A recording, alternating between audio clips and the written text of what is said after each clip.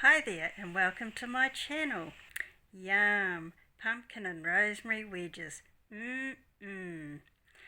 This dish has only got 3 ingredients: pumpkin, rosemary and oil. Simple yet so delicious. I hope you enjoy it as much as I do.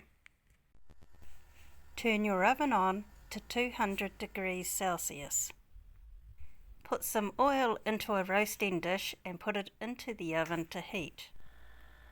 Chop, peel and wedge your pumpkin and put it into the roasting dish. Baste the wedges with the oil and sprinkle rosemary over them. Let them bake and periodically baste the wedges, cooking until golden. Remove them from the oven and drain the wedges on some absorbent paper. Now they're ready to serve. I hope you enjoy them.